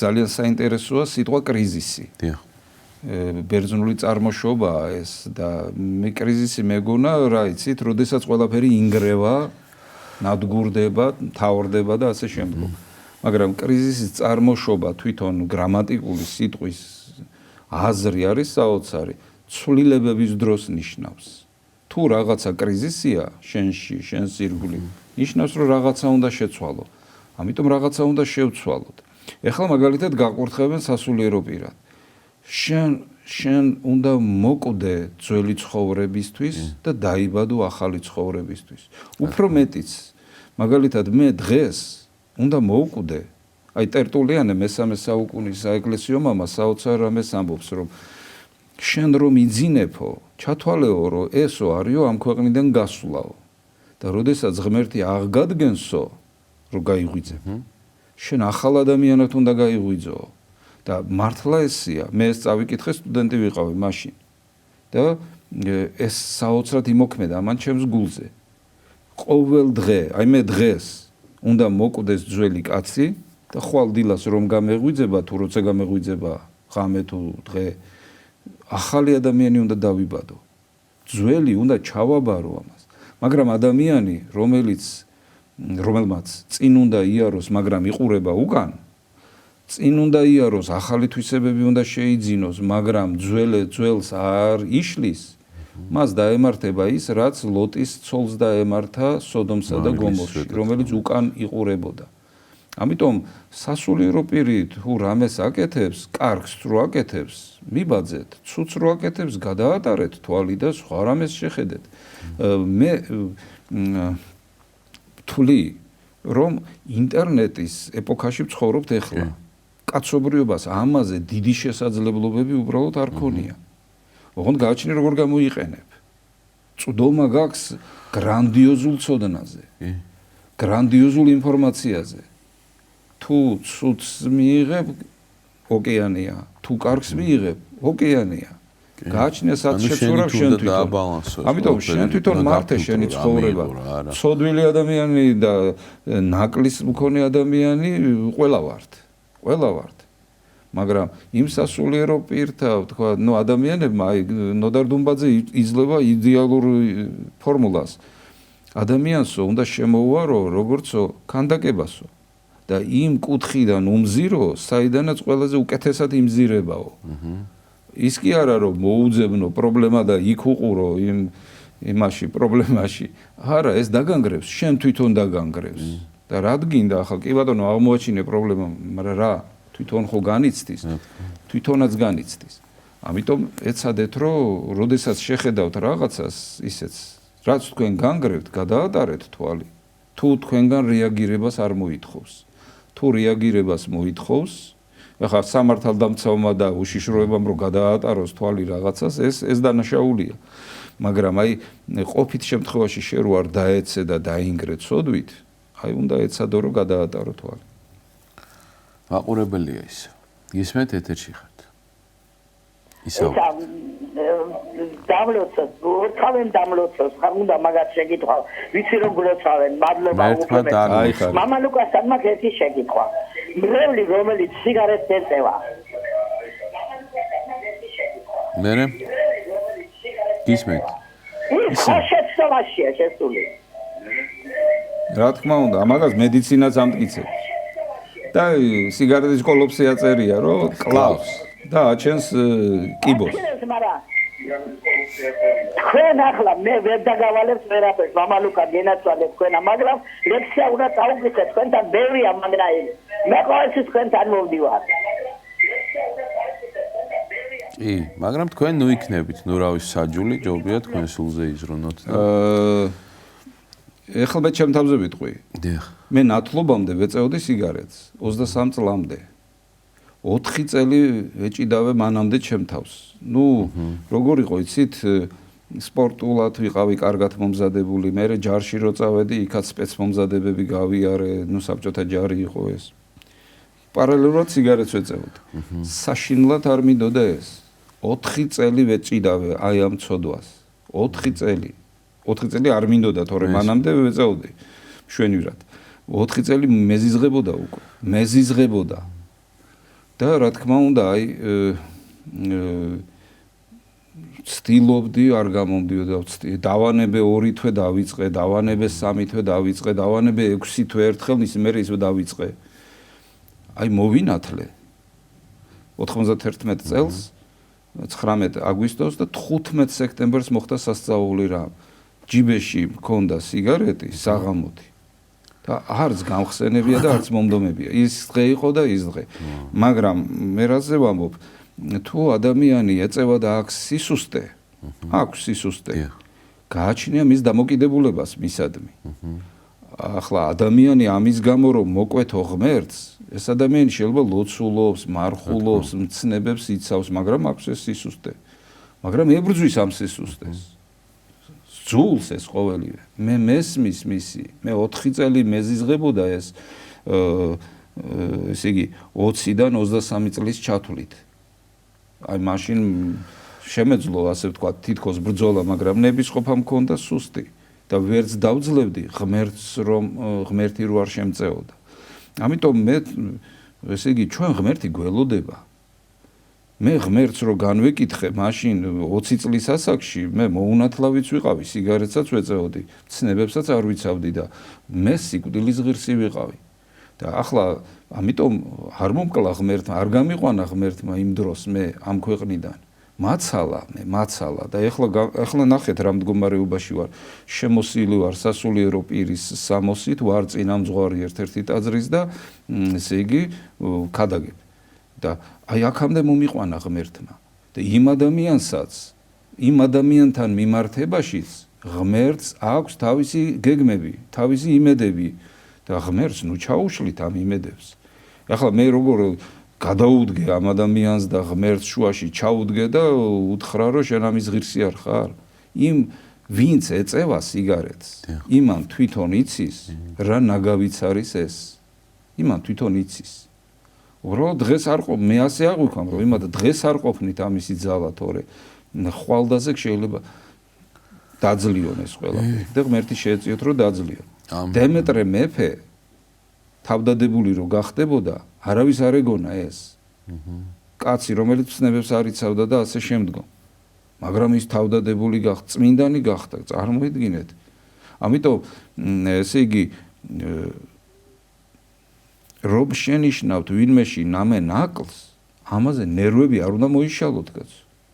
უბრალოდ ღმერთს უნდა თხოვოთ, რომ ღმერთო შეეწია ამ ადამიანს, იმიტომ რომ ამ ადამიანს კი აქვს ახლა ეს სისუსტე რაღაცა, მაგრამ ამის გარდა ისი რა კაითვისებები აქვს კიდე? და ასე უნდა შევხედოთ ერთმანეთს და ცხოვრება უნდა შევუმსუბუქოთ, თორე ახლა ასე თუ ამოვიღე ხმალი და ზიარებასთან არ მოუშვი ადამიანები, ღმერთს ხო აქვს სურვილი მათთან ურთიერთობაზე. ჩვენი და ამ ადამიანებს აქვს სინანული შევარიგოთ ღმერთთან ადამიანები. ამ ადამიანებს სინანული აქვს ამისი. მაგრამ თუ ადამიანს არ აქვს სინანული სიგარეტის წევს და ასე შემდგომ, მაშინ რა თქმა უნდა არ ვაზიარებთ და რაღაცა იშვიათად რო შეიძლება ვაზიაროთ. მაგრამ თუ ადამიანი იბრძვის, დიახ. რა თქმა უნდა, თავარია გრძალვა და ეს განცდა. ირინე წერს, იქნებო გვესაუბროთ არა სიზმრისეულ ხილვებზეო. რა იგულისო გამოცხადებია ან რაღაცა ესეთი ხილვა რა. ნუ რომელიც სიზმარი არ არის ალბათ რა. ხო, არ ვიცი, ეხლა სახარებაში მაგალითად რამდენიმე ადგილია, როდესაც სიზმარში ეჩვენება იოსებს დამწინდველს, რომ ღვთისმშობელი ეგვიპტეში გაარიდოს, ან ეგვიპტიდან წამოვიდნენ ისრაელში და ასე. ან მოგვებს, როდესაც ეცხადებათ ანგელოზს და ასე შემდგომ. მაგრამ როგორ არის იცით, როდესაც შენ მხიზელი ხარ, ანუ შენი ლოგიკა როდესაც ჩართულია, მაშინ უნდა იაზროვნო. აი ახლა მაგალითად აი გამოცხადებაა ის, რომ აი მაგალითად შეიძლება წაიკითხო ბიბლიის სიტყვები, რომ შეიძლება ვიღაცამ რაღაცა ინფორმაცია მოგაწოდოს, ეს შენ თვითონ უნდა მიიღო. მაგრამ როდესაც გძინავს, ამ დროს შეიძლება შენი ლოგიკა გაჩერებულია, მაგრამ ქვეშეცნეული მუშაობს, შენი ესე იგი ინტუიცია მუშაობს, ანუ შენი გულია ცოცხალი და სხვანაირად აღიქვამ ამას ყველაფერს. და ბარემ ამას შევეხები, სიზმარი არსებობს სამნაირი. ერთი არის კი ბატონო დემონური, როდესაც დემონური ძალები ცდილობენ რომ ადამიანი არასწორ გზაზე დააყენონ, დააშინონ და ასე შემდგომ. არის ბიოლოგიური ეგრეთ წოდებული სიზმარი, რომ აი მაგალითად ჩამყვა ფიქრი დღეს განვიცადე რაღაცა ემოცია და ასე შემდგომ. და არის ისეთი სიზმრები, რომლებიც შენ რაღაცას გიხსნის და რაღაცას მიხვდები შენ თვითონ თუ დაფიქრდები. თუ არ დაფიქრდები, ვერ მიხვდები. ამიტომ ესე იგი ერთი ღვთისმეტყველი ამბობს, სიზმრის მერე რა განწყობა გეუფლება, იმის მიხედვით უნდა იმჟელო რა ნახე. თუ დაგეუფლა შიში, გაურკვევლობა და ასე შემდგომ, ეს დემონურია. თუ უაზრობა, ამასაც ბიოლოგიური სიზმარი თუა, თუ ახლა შეგცივდა და საბანი გადაგზურა და ქცივა და რაღაცა გესიზმრება, რომ წყალში გაგდებენ და იყინები, ნუ აი ეს, მაგრამ თუ რაღაცა ესეთი განსაკუთრებული სიზმარი ნახე და შენს გულში არის სიხარული და გონებაში სიცხადე, მაშინ ამას ყურადღება უნდა მიიქცეს, რა თქმა უნდა. კი ბატონო. გავარძელოთ ჩვენი კითხვები. გოგავწერს ენოქის წიგნის მიხედვით ის 200 დაცემული ანგელოზი, რომელიც იყვნენ მცველი ადამიანთა, მათ დაარღვიეს წესი, დაეცნენ ქალებთან და ასე შემდეგ, გაუმხილეს აკრძალული ცოდნა ადამიანებს. ღმერთი განრისხდა ამის გამო და ისინი დასაჯა გარიყვით. მათი თხოვნით მიმართეს ენოქს, რომ ეშუამდგომლა და ეპატიებინა ღმერთს, მაგრამ ღმერთისგან უარი მიიღო. შემდგომ ისინი იქნენ ბორკილებით შეპყრობილნი ერთ-ერთი მთის სიღრმეში, მგონი ევერესტის. ეს ყველაფერი ენოქის წიგნის რატომაა საზოგადოებიდან დაფარული და შეიძლება ითქვას აკრძალულიცო. აკრძალული არ არის, ინტერნეტით შეგიძლია მოიძიო, წაიკითხო, გამოცემულიც არის, მე მგონი ქართულადაც, რუსულადაც, ინგლისურადაც, ყველა ენაზეა. უბრალოდ ეს არის აპოკრიფული, დაფარული. ანუ ეს ნიშნავს იმას კი არა, რომ მე მაგიდის ქვეშ მაგ დამალული და შენ არ გაჩვენებ. მე გეუბნები, რომ ეს შენი სულისთვის სასარგებლო არ არის. სასარგებლო არ არის. და ამას გეუბნები. ეკლესია ამას გეუბნება, თორე წაიკითხე. წაიკითხე კი ბატონო, წაიკითხე, რომ აპოკრიფია კიდე მთავარ ანგელოზმა მიქაელმა ფრთარო ჩაყო ჯოჯოხეთში და ვინც მოეჭიდება იმ ფრთას, ის ამოყავს და ну ეხლა ეს ხო ცოტა ზღაპარს გავს. ამიტომ ეკლესია ცდილობს, რომ შენ ყურადღება მიაქციო ღმერთის მოქმედებას. რას აკეთებს ღმერთი? შენ უნდა მიაქციო ყურადღება იმას, რომ შენ ესე იგი წინ წახვიდე. მაგრამ აი ენუქის წიგნის მსგავსი ცოდნა შენ ყველანაირად დაგანგრევს. იმიტომ რომ თუ რაღაცა მსგავსი მოხდა, იმას ბლოკავს ქრისტე. იმას ქრისტე ბლოკავს ზიარებით. შენ ზიარებით თავი, ესე იგი შენ როდესაც ქრისტე გაზიარებს, შენ ქრისტე გიცავს გენეტიკურად. და დემონური ძალები ვერაფრით ვერ გაგყრნიან, ასე ვთქვათ, გენეტიკური თვალსაზრისით. იმიტომ რომ ესე იგი პავლე მოციქული როგორ ამბობს, ვინც ეზიარება ქრისტეს სისხლს და ხორცს თავისი სისხლით და ხორცით, ქრისტეს ნათესავი ხდება თავისი სისხლით და ხორცით. აი ამას უნდა მივაქციოთ ყურადღება. ახლა თანამედროვე ჩვენ ქრისტიანებში და ზოგ მოძღვარშიც არის, რომ ესე იგი უფრო მეტ ყურადღებას დემონებს და აპოკალიფსს და ეშმაკებს და ბოროტებას აქცევენ, ვიდრე ქრისტეს და მის მოქმედებას. ამაში ეს აპოკრიფი იფიტოა დაფარული ცოდნა, რომ ესე იგი კი არ გვიმალავენ. უბრალოდ გვერდზეა გადადებული, როგორც შენთვის შენი დამაზიანებელი წიგნი.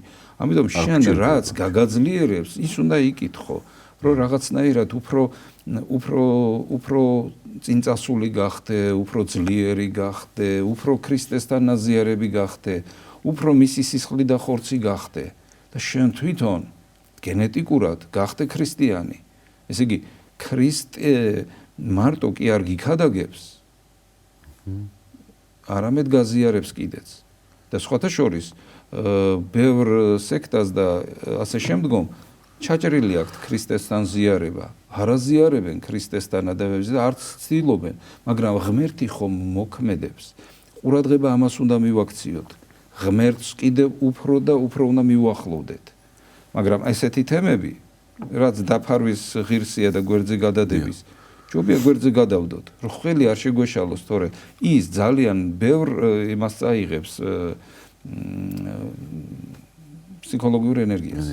კი ბატონო. როგორ იქცეს ადამიანი დღეს ქრისტიანად, როცა არავინ დარჩა ერში მორწმუნეო? ესეთ კითხვას გვწევს ზაზა. წმინდანი შეიძლება გახდეს სოდომშიც რომ ცხოვრობდე. როგორც ლოტი. კი. ან როგორც აბრაამი. წმინდანთა ცხოვრება რომ ვიკითხოთ, წმინდანი ვინმე ახლა კი არ ჩაავლო ხელი და აბა მიდი ახლა გახდი წმინდანი, კი არ უთხრა. თვითონ გახდნენ წმინდანები და საერთოდ უნდა ვიცოდეთ რა არის წმინდანობა, რა არის ქრისტიანობა. ქრისტიანობა ეს არის ქრისტეს ნაირობა. შენ ქრისტეს გვერდითაც რომ იყო, თუ შენს თავში არსებული ცუდი თვისებები არ მოიძულე, შენ ქრისტეს მეგობარიც რო იყო და მოციქულიც რო იყო, შეიძლება ისეთი აგრიოს და დაგრიოს ეშმაკმა, რომ საერთოდ ვერ გააგნო ამ ქვეყნიური გზები. ამიტომ შენ თავში უნდა გადაწყვიტო ჯერ. აი მაგალითად პატიოსან ადამიანს ვინმე აძალებს, რომ ის პატიოსანია, ვერაფრით ადამიანს თუ აქ გადაწყვეტილი უსინდისო იყოს, ვერაფრით ვერ გახდი პატიოსანს. და თუ გადაწყვეტილი აქვს პატიოსნება ადამიანს, სოდომსა და გომორშიც რო იცხოვროს, იქაც კი ვერ დაუშლიან მას პატიოსნებას. იმიტომ რომ ეს ყველაფერი გულში ხდება. ამიტომ შენს ირგვლივ საერთოდ რო არავინ პატიოსანი კაცი რო არ იყოს, საერთოდ სულწმინდურობა რო იყოს, შენ გაქვს შანსი რო გახდე წმინდანი. ესე იგი, პატიოსანი გახდე კი არა, წმინდანი რო გახდე, აი ეს შანსი გაქვს. ამიტომ ეს შანსი უნდა გამოვიყენოთ ჩვენ ყველა. ქრისტეს მეტი არ შეუძლია, აი რაც შეეძლო ყველაფერი გააკეთა. ყველაფერი გააკეთა. ეხლა ჩვენც ყველაფერი უნდა გავაკეთოთ ჩვენი მხრივ და ღმერთის ერთგულ ადამიანს ბოროტება ვერ შეეხება. აი ჯოჯოხეთშიც რო იდგე, ვერაფერი ვერ შეგეხება ბოროტება. ამიტომ ესე იგი მე წმინდანი ვიქნები თუ არა, სხვაზე არაა დამოკიდებული. მე სუფთა მექნება ხელი თუ დაბანილი, ეს სხვაზე ხო არაა დამოკიდებული, ჩემზეა დამოკიდებული. მე რო ახლა ხელებს არ ვიბანდე და კბილებს არ ვიხეხავდე და ვაბრალებდე სხვას, რომ აი ყველა ასე იქცევა და მეც ამიტომ ვიქცევი ასე, ეგრე როგორ? ანდა ჩემს ირგვლივ არავინ არ იბანს ხელს და ამიტომ მეც არ ვიბან ხელს, ეს ლოგიკა არ არის. შენ გახდი სუფთა, გახდი წმინდანი, გახდი დიდი ადამიანი, შენ გახდი საზომი. რატო არ ხდები შენ თვითონ საზომი? აი ამ ადამიანს ვინც ეს კითხვა დასვა, მე ვეტყოდი რომ შენ გახდი საზომი.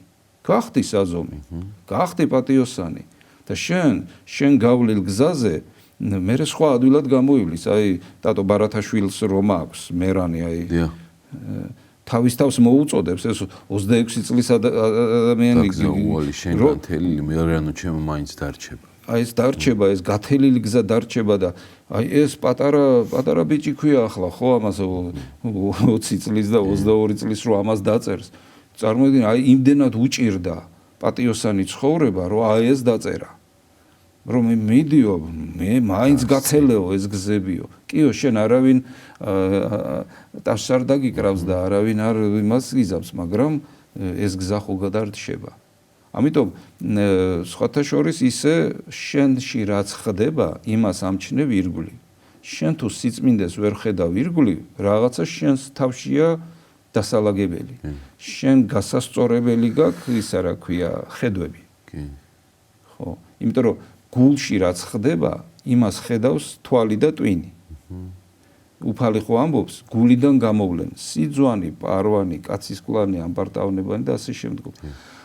არ არის აუცილებელი რომ კაცის მკვლელი გახდე. იმდენი ფილმია კაცის მკვლელზე გადაღებული, სადისტურ კაცის მკვლელზე, რომ აი რო ჩართო ფილმები, შეიძლება რამდენიმე წელი უყურო. და ეს არ უნდა მოიძიო, რაღაცა სიწმინდე მოიძიე. იმიტომ რომ შენ ეზიარები კაცის მკვლელს, ეზიარები სიბილწეს, ეზიარები სიძვამ, რუშობას და ეს ხო ფაქტია. ამიტომ და ამის დიდი შესაძლებლობებია თანამედროვეობაში. ამიტომ ეცადოს რომ სიწმინდე მოიძიოს. კი ბატონო. ელისო წერს ესეთ კითხვას, იუდამ რომ გასცა უფალი, ვერცხლის მოყარეობისთვის გააკეთა ეს თუ უბრალოდ არ სწამდა მისიო? მისი არ სწამდაო მაცხოვრი? ქრისტეს. არა, როგორ არ სწამდა? ამაზე კარგად საუბრობს იოანე ოქროპირი ან იოანე მახარებელი, რომ ესე იგი ღმერთი უყვარდა. როგორ არ უყვარდა? მიატოვა თავისი პირადი ცხოვრება.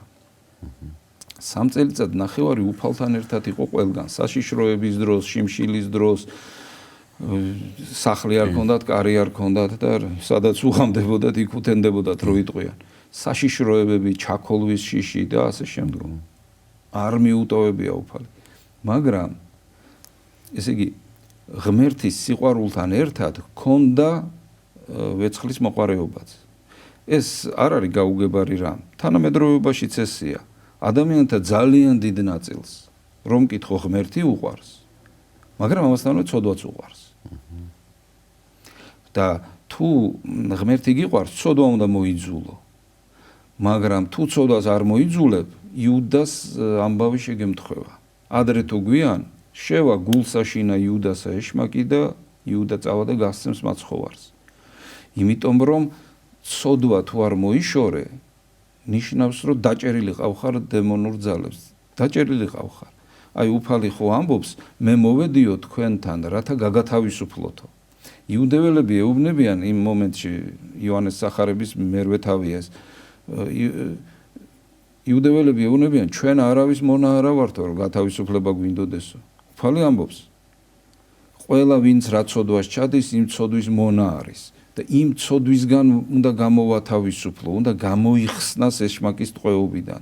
თუ არა და ადამიანს იგივე შეემთხვევა, რაც იუდას შეემთხვევა. ჩვენ იუდაზე კი არ უნდა ვიმსჯელოთ. იუდა არის მაგალითი, რომელიც შეიძლება მეც შემემთხვეს. მე თუ ყველა ცოდვა არ მოვიშორე და მოვიძაგე და შევიძულე, მე იგივე დამემართება, ადრე თუ გვიან ქრისტე მომბეზრდება. ადრე თუ გვიან. შემეზარება ქრისტე და ასე შემდგომ. კი ბატონო.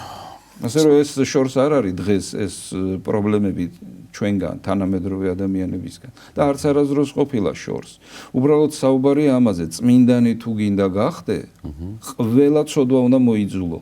აი წინა კითხვასთან კავშირშია ეს კითხვაც. წმინდანი არის ის, რომელსაც არანაირი ცუდი თვისებები აღარ აქვს და მასში არის მხოლოდ სიწმინდე. აი ეს უნდა შევძლოთ. კი ბატონო. ესეთ კითხვა ძველი აღთქმის მიხედვით ადამიანი თავისი შემოსავლის მეათეც წირავდა ტაძარს. მოქმედებს თუ არა იგივე წესი ახალი აღთქმის მიხედვითაცო? ეს გაუქმებული არ არის ეს წესი, მაგრამ ეკლესია ამას მაინც წინ არ წამოწევს. თუ ადამიანს სურვილი აქვს, მას შეუძლია რომ 10% ღვთისადიდებელ საქმეში ჩადოს. გაჭირვებული იქნება აი უფასო სასადილოები, იქნება ვიღაცა პატრიარქი ხო ამბობს, ეხლა წარმოიდგინეთ პატრიარქს რო ეთქვა რომ აბა თქვენი მეათედი გადმორიცხეთ, ეხლა წარმოიდგინეთ რა მოხდებოდა. მაგრამ პატრიარქი ამბობს რომ ყველა ოჯახმა იპოვეთ ვინმე ისეთი, რომელსაც შეგიძლიათ რომ თქვენ დაეხმაროთ და დაეხმარეთ. და ერთ-ერთი ესე იგი შეძლებული ადამიანის ინტერვიუ აქვს მოსმენილი. თუ შენ ცხოვრობო ესე იგი 100%-ო შენი შემოსავლისო, 90%-ითაც იცხოვრებო. არ არის ეს 10% ისეთი პრობლემაა, მაგრამო თუ ამ 10%-ო შენ გაიღებო კეთილსაქმეზეო, შენ ეს 1/10 დაგიბრუნდებაო და ამას ამბობს მილიარდერი. მილიარდერი. მეო შემოსავალი რომ მქონდაო, თქვათ $100-იო, იქედანო $30 ეკუთვნოდაო ქველმოქმედებასო. $30-იო. მაგრამ მე არ ვამბობო 30%-ო. 10% გადადეთო ამისთვის, აი როგორც არის. და თქვენ გექნებათო დიდი ბარაქაო. მაგრამ თუ შენ როცა მცირე გაქვს შემოსავალი, მაშინ არ ფიქრობო სიკეთის კეთებასო. არ მოგეცემაო ბევრიო, რომ მე ბევრი სიკეთე აკეთო. ასეთი რამე არ არის, რომ ეხლა არა მაქვს, მაგრამ აი რომ ექნება, მე ეკლესიებს ავაშენებ, აი ნუ ყოფილა ჩემ შემთხვევაშიც რომ მოუმართათ, რომ აი დაგლოცე მამაო, რომ ესე რომ მე აი რაღაცა ესე ვაკეთოთ კეთილი საქმეები და რაღაცა. მე შეიძლება გამართლებია და მე აღარ უგეთებიათ. კი ბატონო. ამიტომ ეხლა, როდესაც გაქვს საშუალება აი მაგალითად ჩვენთან ეს არის რა ქვია, უფასო სასადილო. მრევლს გამოვაცხადე მრევლში და უბანში. თქვენი შემოსავლის 1% რომ გადავდოთ, აი ადამიანები ბუნკერში არ ჩაძურებიან საჭმელის იმაზე მოსაძებნად. იმიტომ რომ მე პირადად ვნახე ესეთი ტრაგედია. გული კინაღამ გამისკდა. მანქანაში ვიჯექი, ჩაბინდებული იყო ჩემ ნათესავს ველოდები კორპუსის ძირში, რომ ესე იგი ჩამოვიდა სახლი რომ უკურთხო და არ ვიცოდი მისი ახალმიღებული ბინა სად იყო. და ვზივარ ახლა ჩაბნელებული არის უკვე დაბნელებული. მოვიდა ცოლ-ქმარი და ჩაიხედეს ბუნკერში, ნუ ჩემგან ერთ 3 მეტრაში. და ეს ახლოში რო იყო, ისე განვიცადე, თითქოს აი დამანგრია ძალიან. და ნახეს იქ ჩაგდებული ისა ხაჭაპურები. საახალწლო პერიოდი იყო.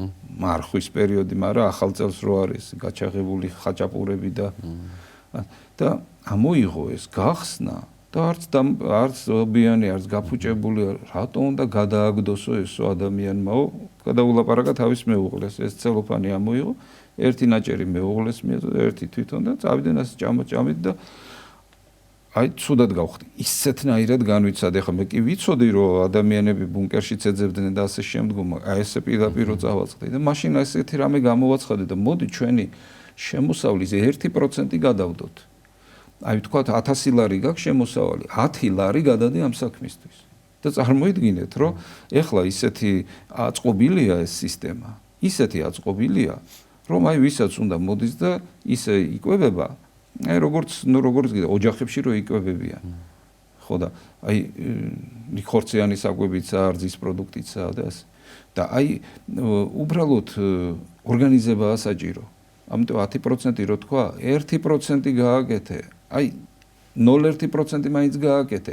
უბრალოდ გულკეთილობაზეა საქმე. გულკეთილობაზე. გულკეთილობა არ უნდა დაივიწყო. მაშინ, როდესაც შენ არ გიჭირს.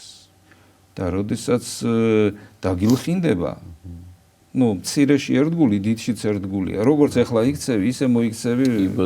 ეს სიკეთეები ხომ მე იმქვეყნად დავხვდება ადამიანებს, ხო? განასხვა რას ვაკეთებთ ჩვენ, რა რაღაც ელემენტარული სიკეთე მაინც თუ არ გავაკეთეთ. ხო, რა ის არის ახლა, აი თქვათ მართლა ის რაღვაწლი გვაქვს. აი მრევლს მართლა გაუადვილდა ეს, რომ აი მართლაც აი რო გამოვაცა 500 ლარი თუ გაქვს, 5 ლარზეა საუბარი. 5 ლარზე, 500 ლარი თუ გაქვს. არ არის 500 ლარი ისეთი შემოსავალი, რომ აი თქვათ ადამიანმა დიდრად იცხოვროს, მაგრამ 5 ლარი შეგიძლია გაიღო იმ ათობით და ასობით ადამიანზე, რომელიც იკვებებიან იმ შენი ფულითაც. კი ბატონო. გავაგზავნოთ ჩვენი კითხვები. რას ურჩევდით ერის კაცს, რომელიც ხედავს ხოლმე სხვა ადამიანის საშიშ ფიქრებს მასთან მიმართებაში, რომელიც ფიქრობს, რომ უფრო გაფრთხილების სახითაა რომ ხედავს, რადგან შემდგომ რეალურად დასტურდება ცხოვრებაში. მაინტერესებს, შეიძლება იყოს ღვთისგან ეს თუ ბოროტის მორიგი თამაშია დაფარული მახის სახით.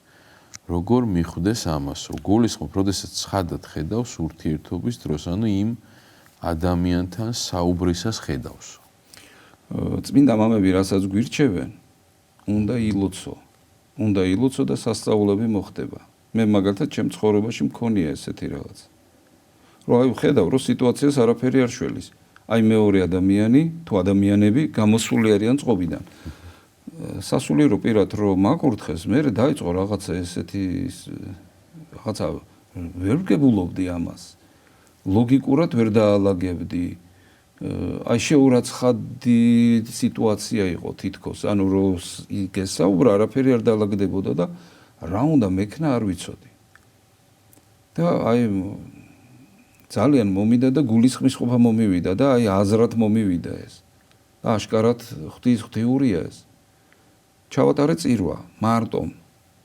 ღმერთო, მე ვერ ხედავ აქ გამოსავალს. ეს ადამიანები არიან წყობიდან გამოსულები. და ღმერთო შეგვეწიე, რომ აქ რამე არ აფეთქდეს სიტუაცია. და მართლაც დილის იყო 5 საათი წირვა რო ჩავატარე.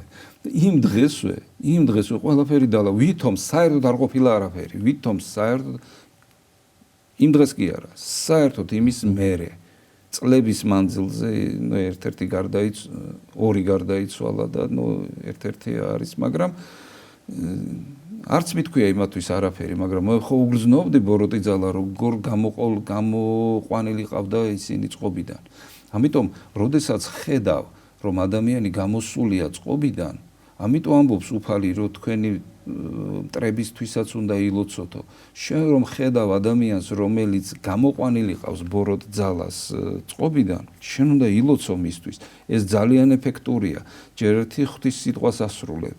და მე იმ ადამიანს ეხმარები ძალიან დიდი დახმარებით. და ღმერთი შენი ასეთი თავდადებისთვის, შენი ამ ემოციების შეკავებისთვის, შენი ამ მოთმინებისთვის, შენი ამ რწმენის გამოვლენისთვის დაგაჯილდოვებს იმით, რომ ესე იგი წმინდა იონე ოქროპირი ამბობს, თუ ვინმე ძულხარო, ილოცეო მისთვისო და შენ სასწაულს ნახავო, ის შენ შეგიყვარებსო. ყოველ შემთხვევაში ის ბოროტე განზრახვით აღარ იქნება შენს მიმართ. გააჩნია თვითონ როგორი შეძლების ადამიანი არის. ამიტომ ქრისტე პრობლემათა დაძვრის და დაალაგების ძალიან ადვილ გზას გვაძლევს. მეორე გზა ეს არის უკვე ქრისტეს საპირისპირო გზა, რომელიც არის პავლე მოციქულის თქმისამებრ, თუ კმენა-კმენით იცხოვრებთო, კმენა-კმენაში დაიხოცებით. ასე ნერვიულად იცხოვრებთ და ნერვიულად დაიხოცებით. კი ბატონო, ესეთი კითხვა არის. სანამ მოძღვარი გამოვა ბარძიმ ფეშხუმით ამბიონზე მოსახსენებლად, საუბარია წირვაზე დიდი გამოსვარო. მის წინ მოძღვარი აკმევს საცეცხლურით და რაღაცას ევედრება უფალს. გთხოვთ, გვითხრათ ამ კმევის დროს რას ევედრება მოძღვარი უფალსო და რა ლოცვებით? უმეტეს შემთხვევაში 50 ფსალმოს ვამბობთ ამ დროს. და ვითხოვთ რომ განწმინდოს სიტუაცია. და წმინდა ძღვენს ზოგადად კმევა ნიშნავს სულიწმინდის მადლის გარდამოსვლას. კი. და სიტუაციაზე რომ გადამოვიდეს სულიწმინდის მადლი. რამე თუ საკმელსა შევწირავთ შენ და უფალო. რათა გარდამოავლინო მადლი სულისა წმინდისა ჩვენს ყოველსა ზედა. აი ამ ლოცვებს სანამ კმევას დაიწყებს სასულიერო პირი ღმერთს ყოველდღე ამას თხოვს მოკლედ რომ სულიწმინდის მადლი გარდამოგვივლინოს და სადაც ეს იკმევა სწორედ რომ ეს მადლი მოეფინოს. ამიტომ არის სასურველი რომ აი ნუ სახშიც თუ აკმევს ქრისტიანი მნიშვნელობა სწორედ ეს აქვს რომ მადლი იყოს ოჯახში ქრისტიანზე და ასე შემდეგ. მაგრამ ღვთისმსახურების დროს ეს არის რაღაცა განსაკუთრებული ესე იგი მაგალითად ქრისტეს ჯვარცმა სანამ მოიხსენიება დიდი გამოსვლა სანამ მოიხსენიება ღვთისმშობლის დიდება რო ითქმის ყოველთვის კმევა უძღვის ამას ყოველიეს ან ლოცვის დასაწყისი როდესაც სამყაროს ქმნის უფალი და სამოთხეში დადის ნუ ეს საოცრებაა და არსებობს ეს წიგნები რომელთაც შეიძლება ჩვენ ლიტურგიკის ლოცვისა და ლიტურგიის განმარტება წავიკითხოთ ნინა გვწერს ბოდიში ვერ გავიგეო შემოსავლის 10% სად უნდა ჩაირიცხოს ყოველთვიურად ადამიანების დასახმარებლად ბუნკერში რომ მარიქექონ როგორც თქვენ ბრძანეთო ანუ სად უნდა ჩავიდეთ თქვენ თვითონ უნდა მოძებნოთ თქვენ თვითონ მოძებნეთ ვინმე რაღაცა გამოსავალი მონახეთ ნუ ჩვენ შემთხვევაში მაგალითად მრევლს გამოუცხადეთ ვისაც სურვილი აქვს